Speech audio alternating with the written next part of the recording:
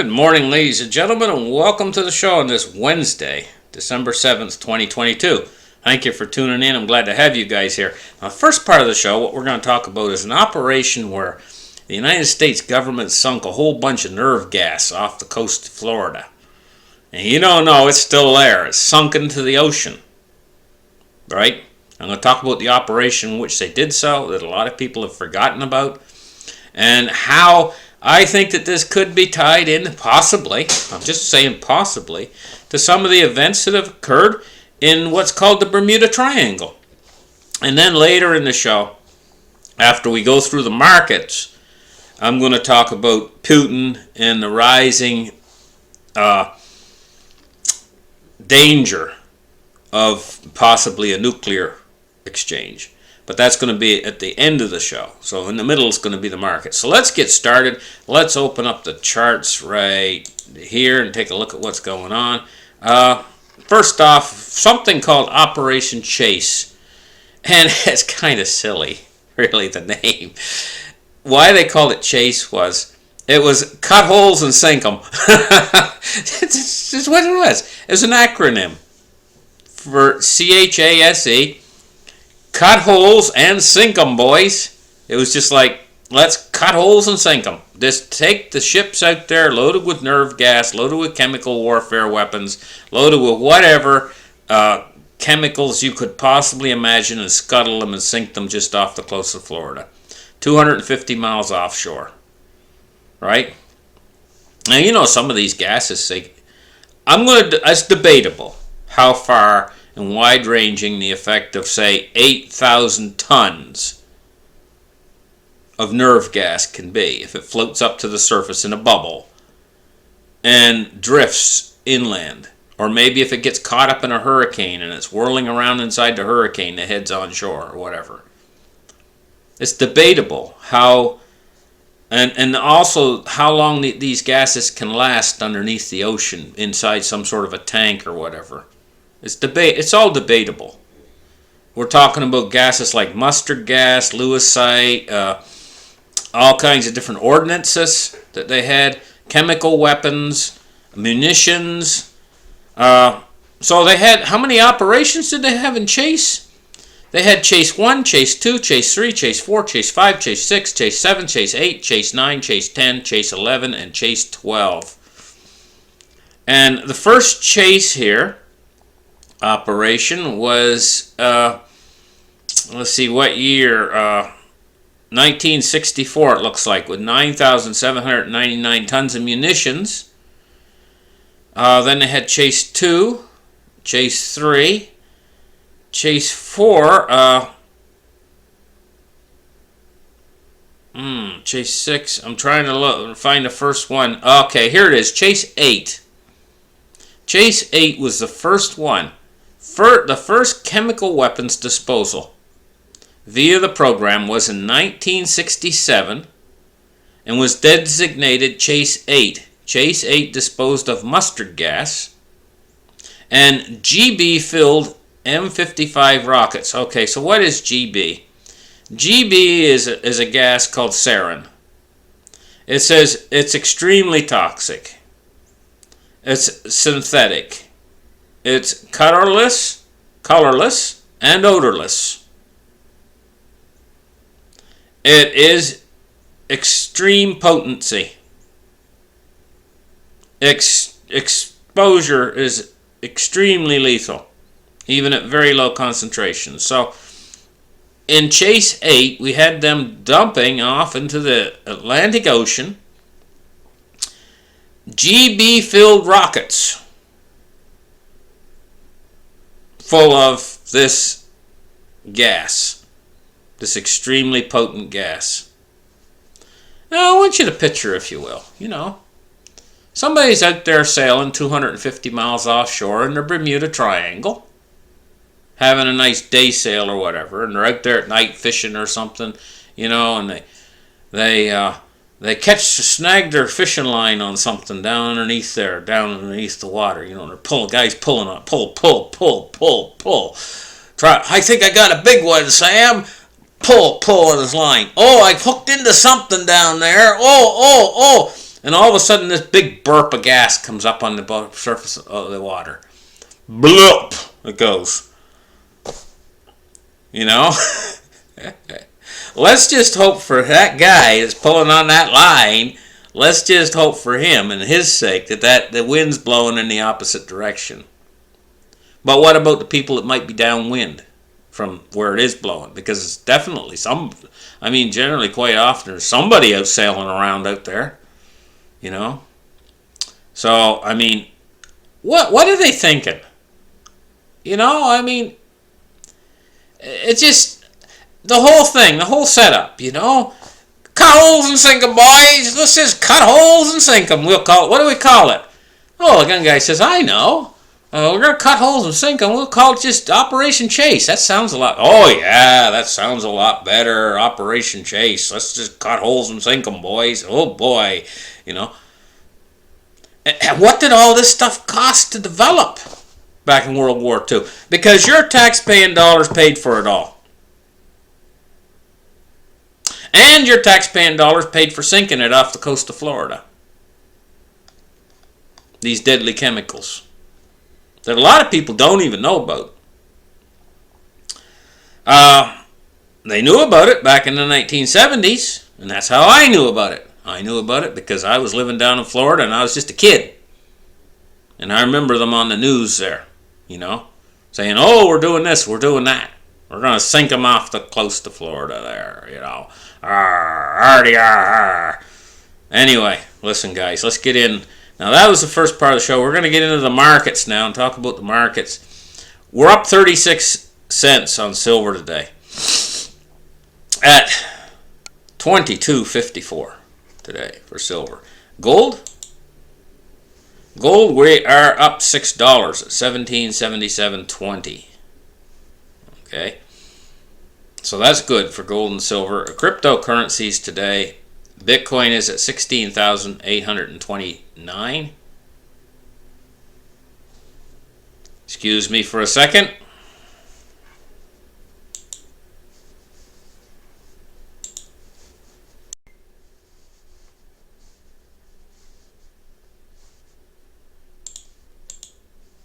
Welcome back. Anyway, we're talking about Bitcoin. Bitcoin is at 16,829. And Ethereum is at 1232. Okay, let's take a look now at the Dow Jones Industrial Average, which is up 51 points on the day at 33,648. It amazes me how the markets can stay so solid right now in this kind of environment with the Fed doing what they're doing.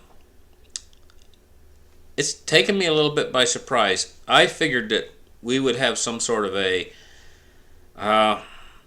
market turmoil that would be going on by now with the amount that the Fed has raised interest rates and continues to raise interest rates and pulling $95 billion a month of liquidity out of the system, which is causing problems now, by the way, in the overnight markets and stuff, in the repo markets and stuff. There's a lack of liquidity, and repo prices going up.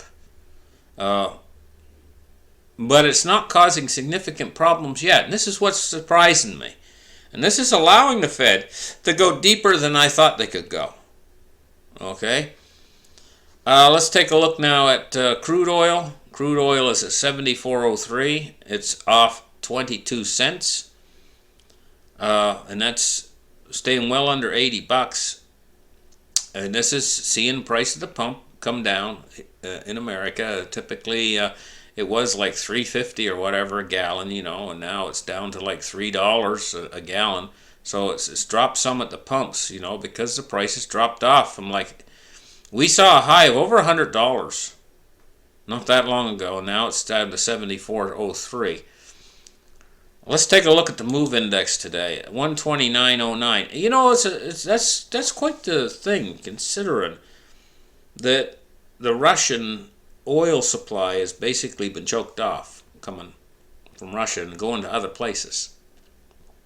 You know, and they were supplying a lot of oil, and the American supply is not supplying as much. I think it peaked around 13 million barrels of oil a day in the United States, back during peak production of the shale oil fields. Now it's off. I'm not sure exactly what it is right now, but I know it's not no 13 million barrels a day.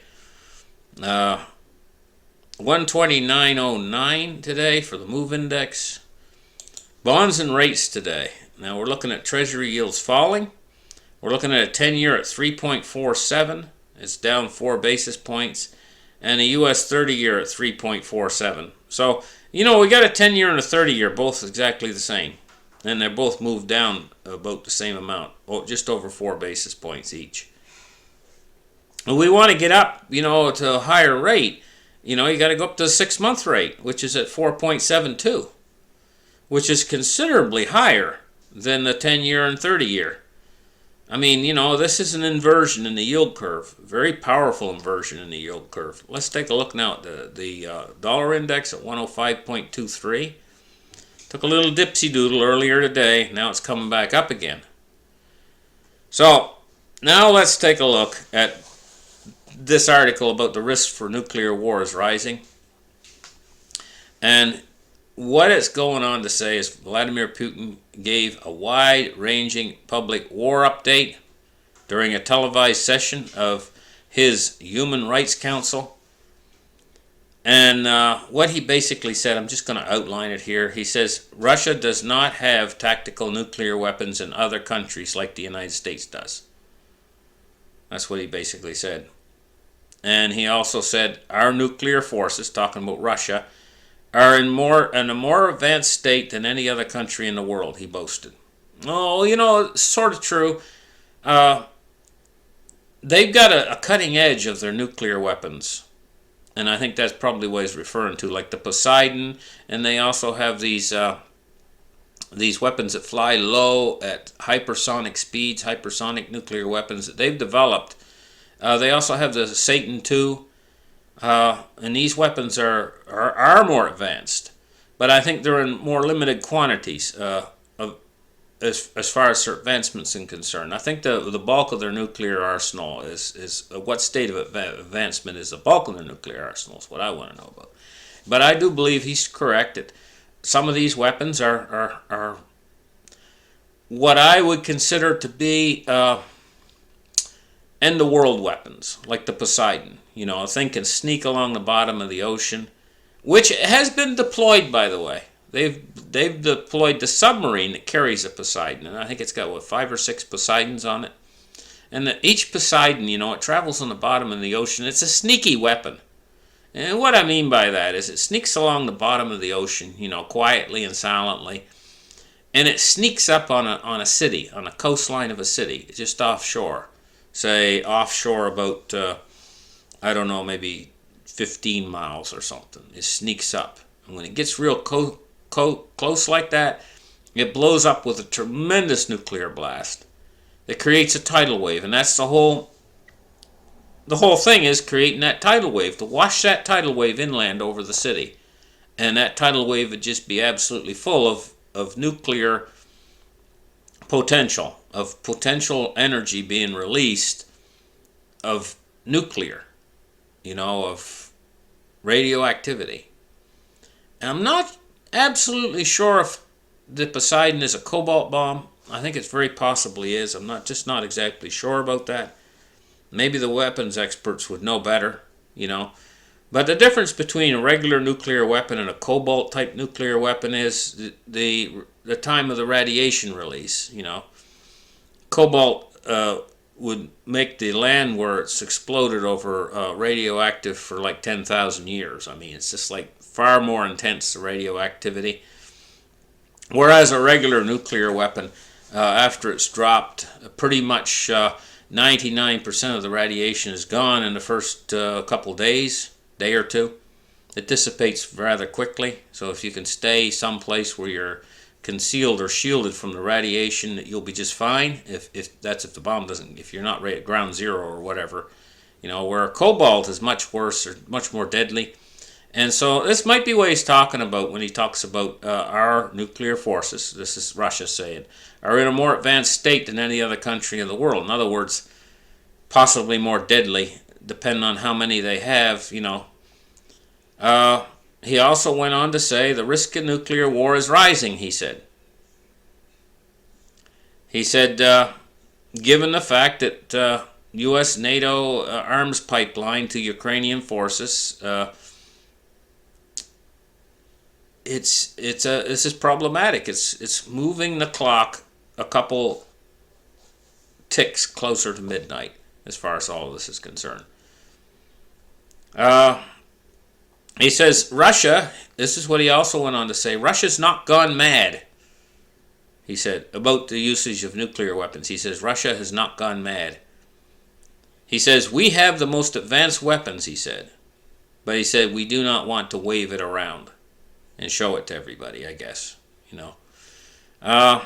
He says that we will defend ourselves with all means necessary at our disposal, especially if an attack on Russian territory. So he stressed this. He restated Russia's defensive nuclear doctrine, stressing that nuclear weapons would only be considered as a response to an attack on Russian territory, while also stating that he is ready to defend Russian territory using all available means. I guess that's including nuclear weapons. I'm just guessing that. So here's the thing.